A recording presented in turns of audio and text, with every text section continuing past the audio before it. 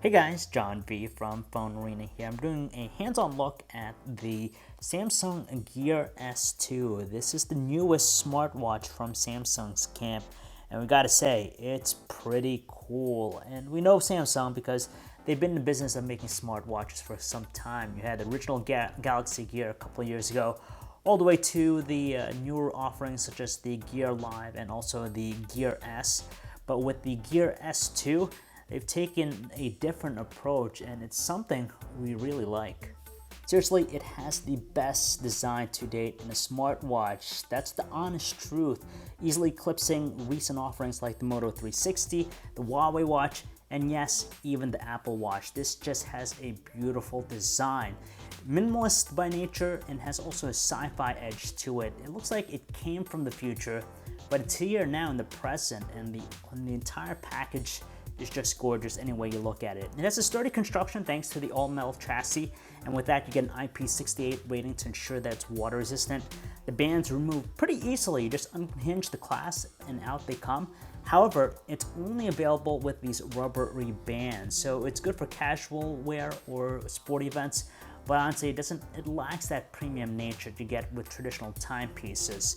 You have two buttons on the side. One of them uses a back function, the other one jumps you back to the home screen. And on the underside you have the heart rate sensor there to measure your pulse, and it's also used in conjunction with Samsung Pay.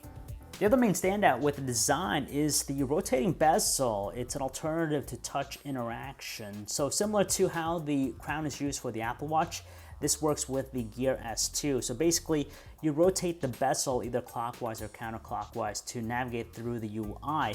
It's a good alternative to the usual touch method, of course.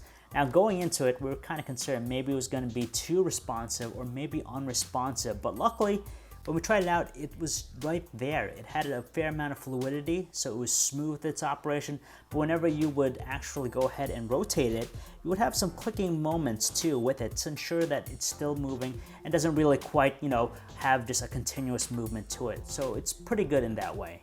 The display is a 1.2-inch 360 by 360 circular Super AMOLED display. Now, it's pretty small compared to some of the recent offerings, but it's more than detailed enough. And there's also a lot of great qualities with it. You get the deep black color, you have the wide viewing angles, pretty much all the characteristics of AMOLED technology. You can even turn off the screen by placing your palm over the display.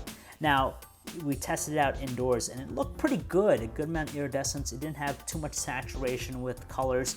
It was right there being in the middle, being very neutral, but we're curious to see whether or not it's going to have good visibility outdoors in direct sunlight. So the Gear S2 is powered by Tizen. It comes with what Samsung calls the Rotary Ui. You can use the rotating bezel or touchscreen to navigate through the home screen, and from here you have the watch face. Of course, you could choose what type of watch face you want, but when you rotate the bezel, you get into some of the other core applications like the messages, the notifications. You have your calendar, the music player, and all the other stuff. The one concern here is just the diversity of apps, but Samsung tells us at launch they'll have 1,000 apps available, and all those apps will run natively on the smartwatch, so you really don't need to have your phone constantly connected to it. It's going to be compatible with Android 4.4 and up devices with 1.5 gigabytes of RAM. We're hoping that's going to expand not only to other versions of Android and possibly other platforms as well.